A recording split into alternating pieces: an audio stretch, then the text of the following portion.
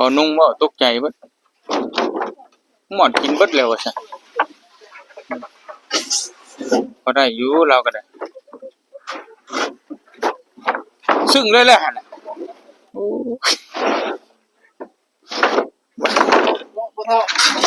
สองก่อนให้หวานใจเดี๋ยวเดี๋ยวจะให้น้องเดี๋ยวน้องเมฆสิได้ใส่เพลงคินิโมโตะหลายอยู่ดอกโอ้อย่าได้บ่จับกล่องเลย หนักเด้ไป ไปบอสไปก่อนลูก ไปหนักเอาไว้ทางใดดิเนาะ อยู่นี่บ่ ไม่มาไม่ข้างๆพี่ก็ได้เจมันหลายแห้งเลยโอ้อย่านอนละตั้งขึ้นลกตั้งขึ้นทะเลมันเสียไม่กันสั้นห้ามนอนตัวนั้นใส่พอดีจังเลยเนาะ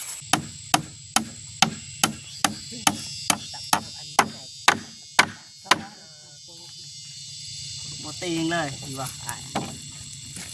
ตะปูต่อไปนี่ตีนง่ายกันย่อมเลย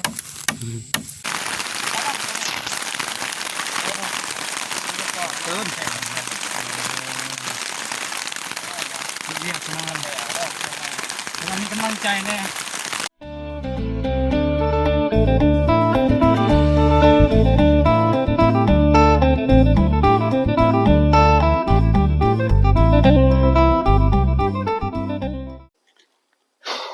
โอเคพี่น้องเนาะตอนนี้เบาเจ็บกะมาคนใหม่กับทีมงานพี่น้องเนาะคนใหม่2เที่ยวแล้วพี่น้องเนาะ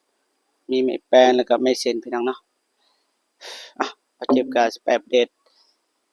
บาทน้องซาลีคือเก่าพี่น้องเนาะก่อนสิไปกะก่อนอื่นเบิดกราบทักทายสบายดีและสวัสดีเด้อพ่อแม่พี่น้องเบิดสู่คู่สู่คนเนาะทั้งในลาวและก็ต่างประเทศเนาะก็ยินดีต้อนรับเข้าสู่ช่องเบาเจ็บคือเก่าพี่น้องเนาะโอเคเดี๋ยวว่าหาสิไปถ่ายให้เบิ่งพี่น้องเนาะโอเคเมื่อกี้ก็ทีมงานเฮาคนใหม่พี่น้องเนาะแต่ว่าคืนบ่นี้นี่ตกเบิดพี่น้องสายพี่น้องก็เลยคนมาไว้บ่นี้ก็รอบ2ก็คือเก่าใหม่มันยังตกคือเก่าพี่น้องเนาะก็เลยคนมาคือเก่าพี่น้องเนาะโอเคสบายดีน้องสา โด ลี ยสบายดีเบาเจ็บโดยสบายดีผู้ใหญ่ใจบุญและ FC ทุกท่านหรือว่าอยู่ในลาวและไทยหรือต่างประเทศก็ขอสวัสดีสบายดีเด้อ เมื่อยเนาะ โดย ยังดนพี่น้องเนาะ โดย ว่าสิเฮ็ดบ้านให้น้องสาลีพี่น้องเนาะแต่บ่ฮู้ว่าสิแล้วหรือบ่รูปร่างเป็นแนวใดทีมงานเฮาก็บ่ฮู้เนาะมีแต่ว่าเฮาเฮ็ดตามงบพี่น้องเนาะบ่ฮู้ว่าสาหรือไวสิแล้วหรือบ่แล้วแต่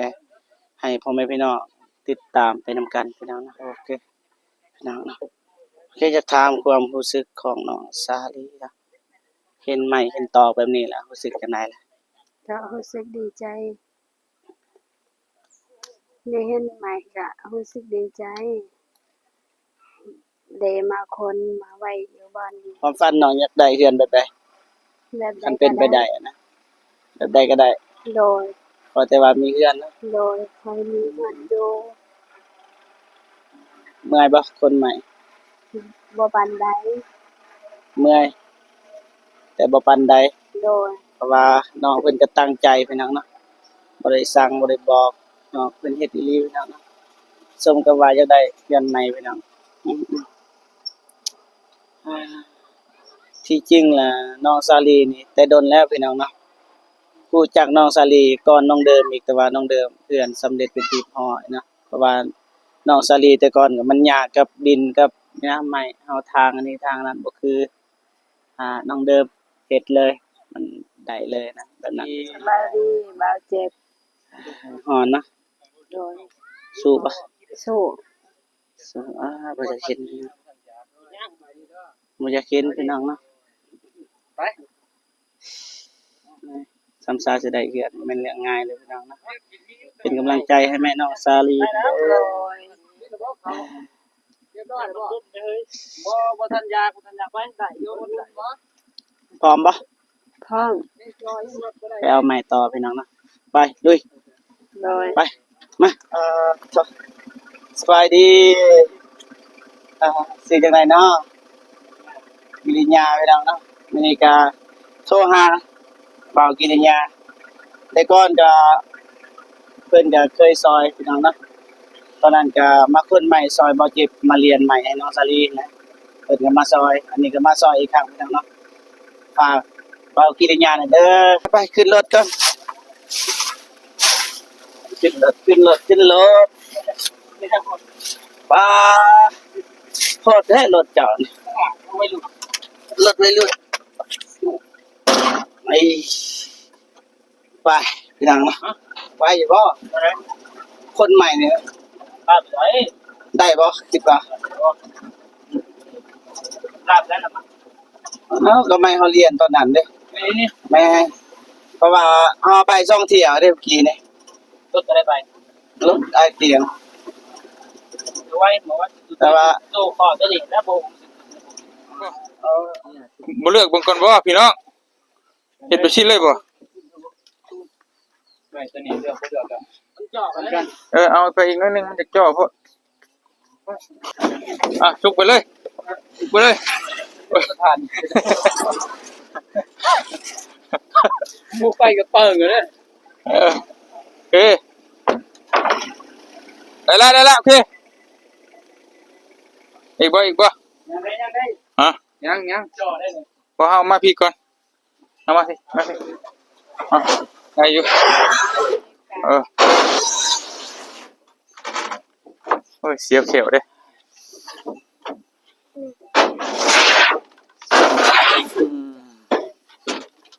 บ่ไรเนาะ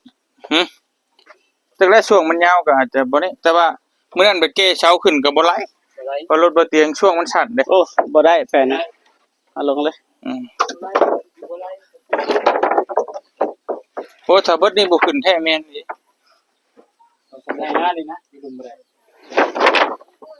ขมอดบ่กินแล้วไปรถไปเลือกเอาให้เราเฮ็ดปุ๊กกระท่อมบัดยังข้อไก่ข้อหยังตัวได้ตัวนี้ได้บ่ไปได้ไปเบิดเลยบ่ให้กระท่อมกัน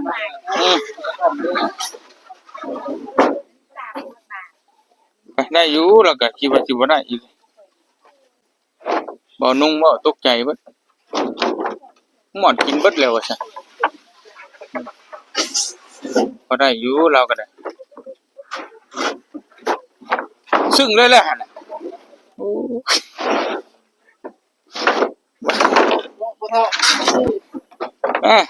มะม่วงเฮ็ดพี่น้องเอ้ยมันน่าบ่ต้องให้กินหยังคนนี่จังดุมะม่วงจัดจ้านโอ้กินอิ่มเลยซึ่งเลยเอา3เด้อ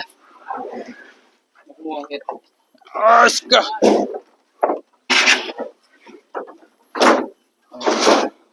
กินเกลือมีระเบิดเลยต้อง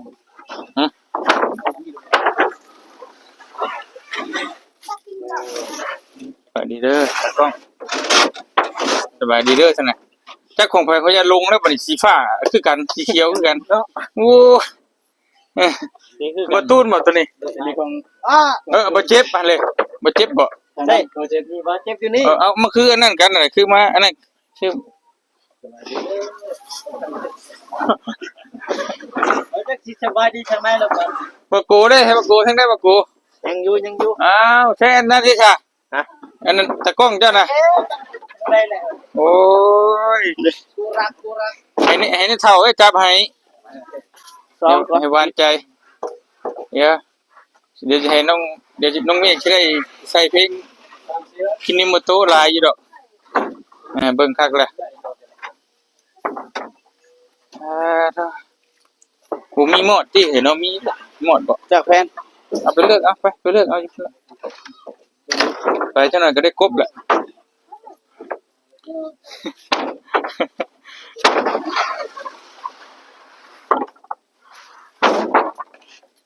ใหม่มันเล่าจากแฟนได้บ่แหละเบิดได้บ่แหละบ่ได้ดิเอาบ่เอาอันนั้นก็เอาไม้แป้นเบิดก็ได้เบิดไม้แป้นเราต้องมีทางฟังแล้วเสียงรถสิเป็นจังไดมันสิมันสิคิดยังไง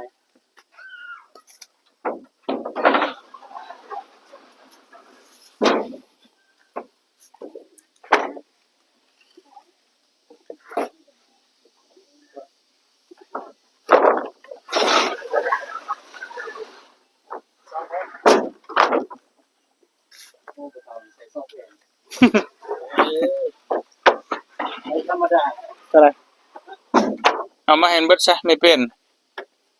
เท่าไรกี่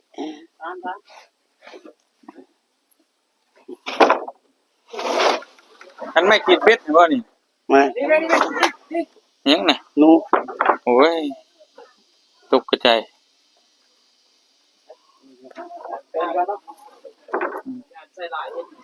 ฮะ ไปแน่ดูนี่แหละจะมูทำไมมูลเพื่ออย่างสิไลคืออยากขึ้นไปกี้แล้วเธอพูด ไปไป ตั้งนานจริง ขึ้นเบิดได้แล้วไปมา ได้ไม่มูลโกโก้ ขึ้นมาขึ้นมาขึ้นมาขึ้นมาโอ้ ไม่ตอบเลยนี่แหละเพราะว่าคนที่ไปก็ระยะเพราะเวลาเที่ยงจำเลยไปสิขึ้นมาขึ้นมาขี่น้ำกันซะนี่เท่าจังน่ะก็โอ้ยบาดนี่โอ้โอ้โอ้โอ้ยมาแม่เอ้ย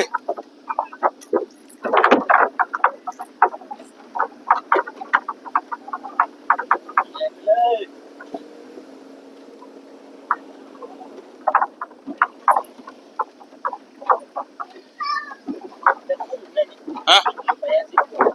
จังหวะก็บ่นี่แหละคือว่า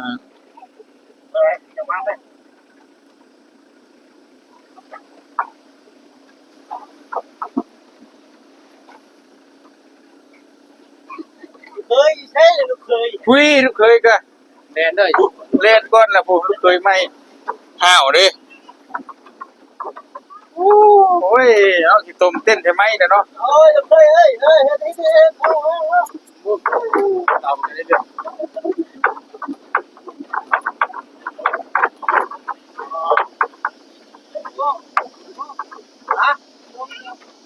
เดี๋ยวแป๊บนึงเด้อจอดก่อนแป๊บนึงเอ้า ต่อต่อยกี่เนี่ย จอดก่อนเตรียมพร้อมก่อนไปลงเมฆลงก่อน ลงส อ ลิ ยู่บ่เฮ้ยเฮา เฮ้ยเอาไหม สู้ตายพร้อมสู้กับบ่ได้กับปล่อยตูนไปเทิงก่อนแล้วก็ได้ มาลัง เทิงคอยเด้อค่อยไปรุ่นค่อยโอ้โห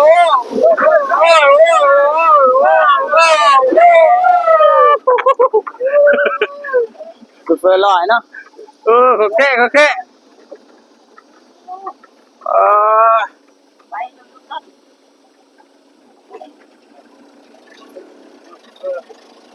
วนมาค่าย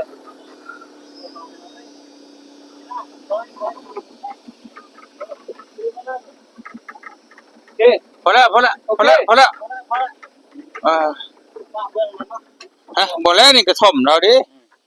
กระท่อมบ่ผู้เฒ่าใหญ่เจ้าโอ้ยไปเฮ็ดไหนน่ะนี่เอาลงนี่ก็ได้นี่หาไม้มามูลก่อนพุ่นละเอาไม้มามูลเลยได้มาเลยไม่หาไม้มูลเลยละให้มันแล้วเด้อโอ้หนักไปไปบอสไปก่อนเลยไปหนักเอาไว้ทางใดดิเนาะ อยู่นี่ปะ ไม่มาไม้ข้างๆพี่ก็ได้เจมันหลายแห้งเลยโอเคเอาไว้บนทางกลางให้มันว่างนะเอาไว้ตามขอบนี่ก็ได้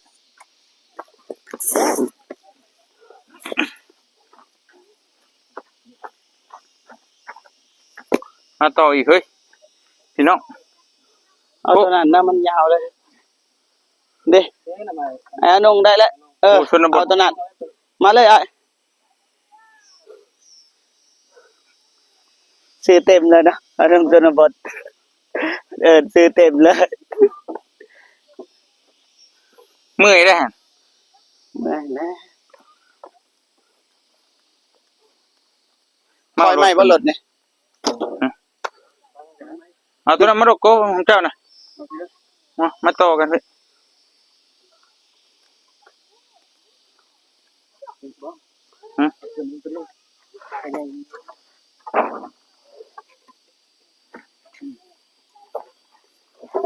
โอ้ยบ่เท่า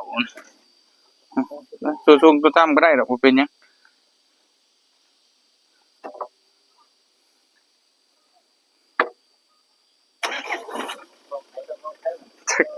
จะกล้องไว้กล้องยา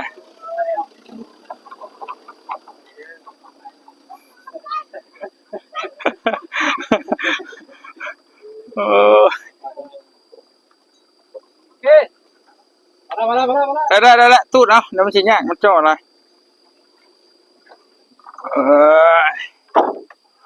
รมาเลย2-3พอวัยรุ่นโอ้ยสิฮ้อนหลายโอ้เมื่อยน้ำเคยไหมเด้เอาเสื้ออัน2 อันพอ5 อันเลยแจ็คเป็นใจฮ้อนไปใช้เคยใหม่ไฟแรงพุ่นน่ะเอา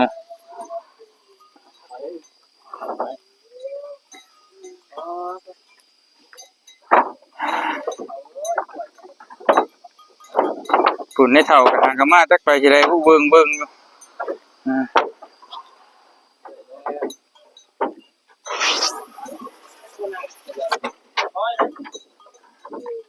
บ่เจ็บรุ่นหน้าเศร้ามองอยู่สุดที่รักบ่มา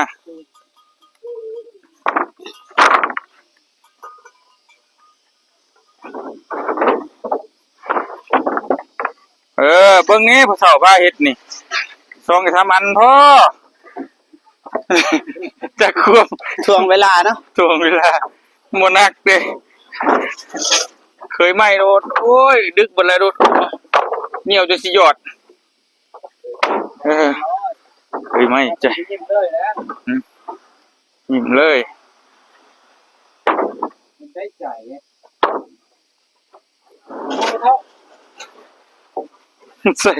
เคยไหม้ก็บ่เฒ่าฮึดหลายเกิน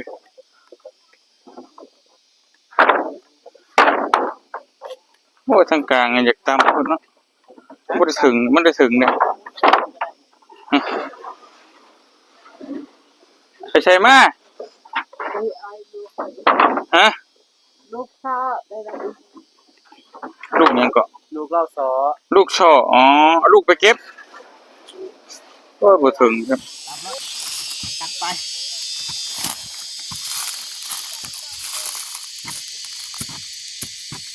พอแล้วนะมันคิดว่าเสมอกับไอ้น้องคนออกกันจะได้จะสามารถได้อยู่ในใจแล้วใช่ไหมมาเติมปีกเนี่ย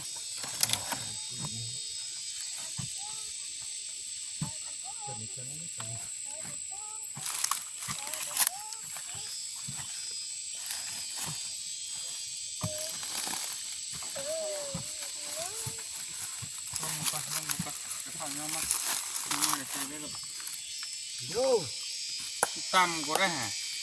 แก้วเบิ่งนี่ตั้มกว่าสไลหันว่าละตั้มลงมาสิไงเจ้าดิจุดไปเลย very good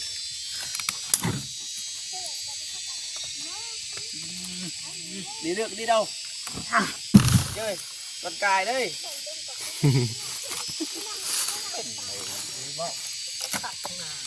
đây bông จะว่าสุ่มมันตั้งที่ดินเลยก็จะว่าคัดได้เนาะแม่ตั้งใส่กระดิ่งมีซื้อเลยสุดนี้เจ๊แห้งเลยมาดีหยับเลยมาดีก็ได้บ่ขุดแล้วเอาไปลิกไ ตัวนี้ก็สิตอกใส่ดิหลัง มันเปียกได้ บ่ต้องตกเอาตังค์ดิ บ่เอาบ่ปีกขนาดอีกกายใส่ มันสูงเบื้องนั้นเดือดลงแข็ง มาไอ้ลองปะลองปะมันก็ต้องกายใส่ก้อนแล้วจังเอาใส่เก็บเอ้ย กายเอาใบกายก่อนจริงใส่คันบ่กายใส่บ่ได้ ตัวไหนนี่แหละกายครับ กายใส่ ก่อนกาย คำคือไว้นะพี่หยัง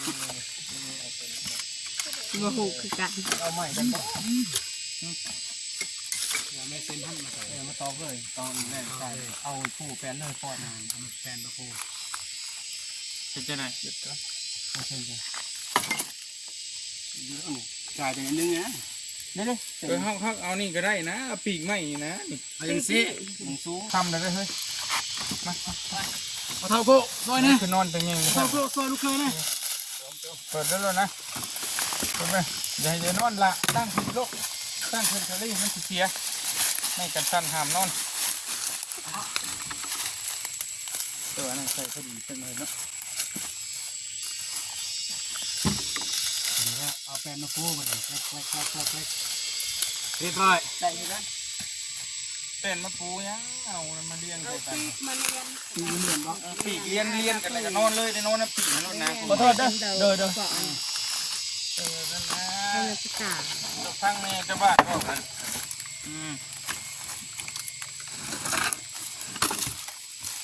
โตอย่าเป็นแม่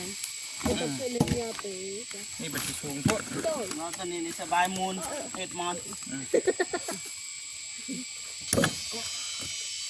จะได้มาเด้อ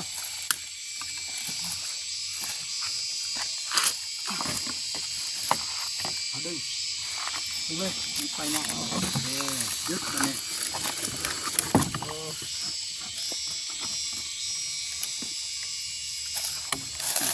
ในทางลุ่มปะหรือว่านะนี่คือเก้าปะออกกันเลยแบบนี้ปะ เพราะแต่เห็ดแบบนั้นคือว่าแล้วบ่อยากให้มันซับซ้อนกันเลี้ยงกันเป็นแถวนะให้เรานอนเลยก็หมายนะถ้าบ่อยากให้ซับซ้อน แล้วก็เอาไม้แป้นเส้นหนึ่งแผ่นหนึ่งมาตอกใส่ให้มันจับกัน นะ นั่นน่ะไว้ให้มันตีง โอเคสุกนะ แต่ว่าไอเดียดีไม่ได้พูด ถ้าเขาต้องห้องคดีได้ฮะต้องห้องมันคดี เอาตลอด เพราะคันเอาเป็นตอก ถ้าเอาแป้นตอกคือน้องว่า เสมอเลย จับกันมันบ่ตีงแล้ว เข้าใจแต่ต้องห้องคดีมันค่อยออกมาพี่ได้นี่นะ แม่นบ่ เออ เอาตัวนี้แหละบ่ยุ่งบ่ยากบ่ลำบากบ่ลำบน เพราะว่าเจ้าที่ไปนอนคิวกันเลือดต้องหัวได้บ่ ไอ้น้องย่อเบิ่งตัวนี้เบิ่ง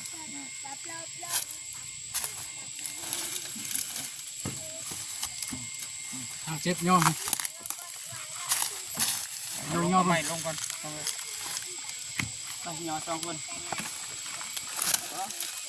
นั่นนะ ย่อนี่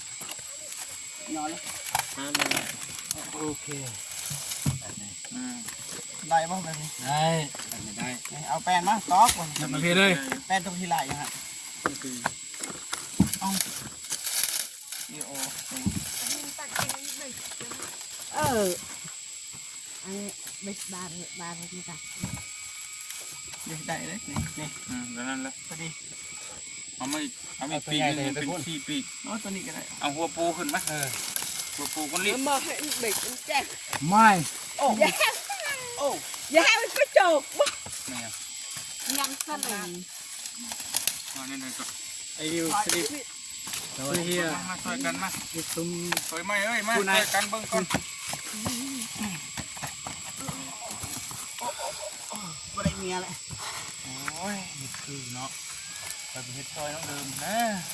หนักไอ้นี่เลยไอ้ เห็ดซอสเดิมอยู่เห็ดซัดเห็ดสุดหัวใจ ก็จะอยู่ไปจอ แค่ติดไว้มีใครที่มา ไปกันมันก็ตัดต้นเลยแต่ น้ำปลาเด็กเด็กยุดก็สิ พอ บ่ ดี ดี แล้ แล้ว ว เด็กเด็กยุดเลย บ่ได้นอนกิ่งไปกิ่งมาเนาะ เด็กนะเพื่อที่ ห้องนี้ห้องคนดี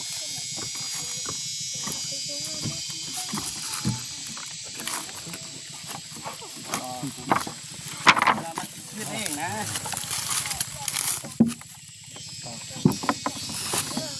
ต้นเด้อนี่อยู่แล้ว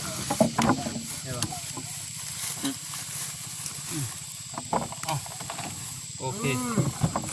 สุดเลยโอเค จะปูกรุบเลยปะ กุ๊บเล่นบ่มี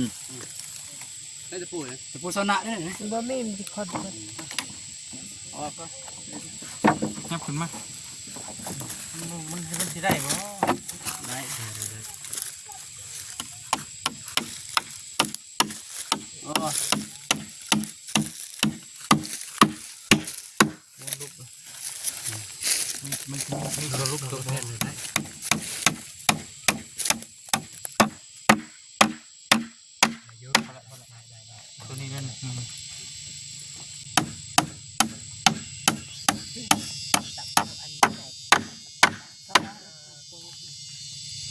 ตีเองเลยดีป่ะ ตะปูตอกนี่ตีนี่ไอ้ก็ย่อมเลย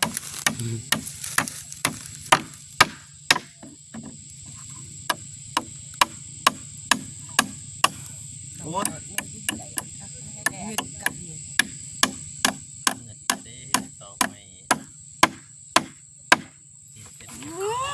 บอกเจ็บเหนือได้อ๋อสุดเลยในใหม่เพราะว่าคนตีมันบ่ได้นะ โทษคนตีอีกบาทนี่ ขอโทษด้วยคนตี ถ้าบริเห็นเรื่องเหตุการณ์ที่นี่ตรงมากไหม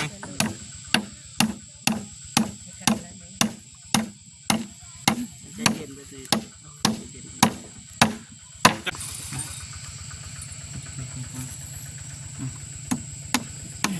ดินกันนะบสอดนะตะปูบ่มี อยู่ได้อยู่ได้ ได้ปะ ได้เอาตรงนี้อีกก็ได้นู่นอีกคำเลยหลังคาอีกไม่ต่อกอกตาไม่หลังคา เก้าต้องพูดแล้ว ผ่านถอดพุ่นมา ใช่เลยปะเฒ่าเดินเรามานอนเลย เฮ้ย สาธิต อาบน้ำกินข้าวกินน้ำคือว่าเราก็ พอดีว่าสมีคนพอดีกับต่ออีก จะพอดีเด้อ จะเป็นยัง ลูกหลานก็มี น่ะเอาลูกหลานมานอนน้ โอ้ยอะไรอย่า ำผมบอกอะ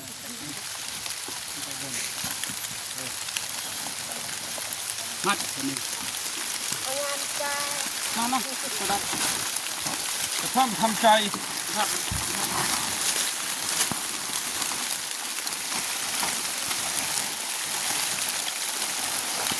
เจ็บปวดเมื่อไหร่ก็แวะมา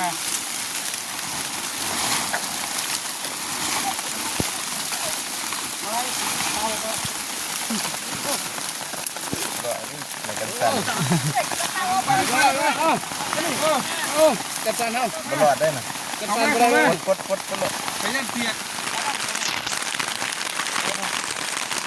เติม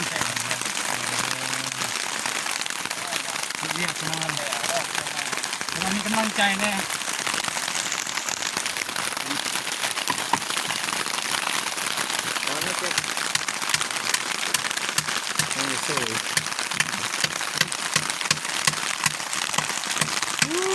เจ็บเลย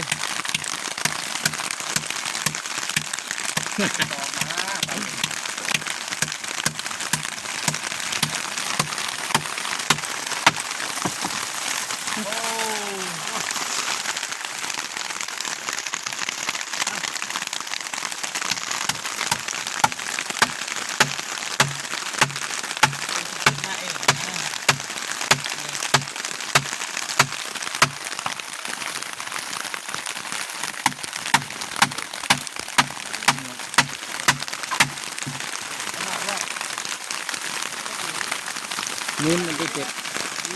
นุ่นเอา